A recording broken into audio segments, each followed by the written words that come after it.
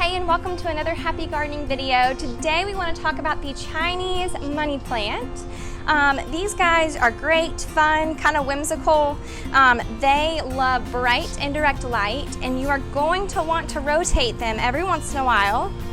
If you don't, the leaves facing the sun are going to start to grow larger, while the backside will remain kind of small. And not only that, but your plant is going to start leaning towards the light. So be sure that you rotate him. When it comes to watering, you are going to want to keep the soil moist, never let it dry out completely, but make sure you don't leave it sitting in water or soggy.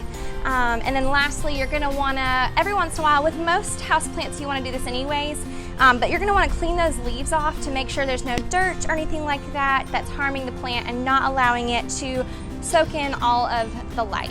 Let's talk about a few things that could be going wrong. Let's just say that you have a few leaves that are turning yellow, or maybe your plant is just really droopy. That's most likely a sign of sitting in water or too moist of soil. So go ahead and maybe move it a little bit closer to a light source, never in direct light, but that's going to cause it to drink a little bit more, and just hold off on the water until you feel that the soil is dried out mostly.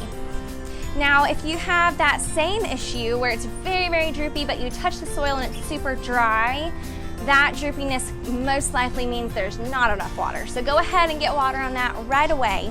One thing you want to watch out with these guys is they are prone to powdery mildew, which you'll notice because their typical green leaves will have almost like this, I mean, it literally looks like powder. It's like a white, powdery looking thing that's literally growing on your plant. And so what you're going to want to do is improve air circulation, because since it's like a mildew, typically that means too much moisture, and then make sure you allow it to dry out a bit, and there's a good chance you're going to need to treat that mildew with some sort of treatment, which we do have here. Alright, so the last one's a fun one. This plant is actually completely self-propagating, so let me show you what that means. I'm going to take this out of our basket here. And if you look, there are some plants that are just completely growing off. So what's happening is these little roots are spreading, and when the roots spread and kind of reach a certain height, then a plant comes out of it. So I'm going to show you how to get a new plant.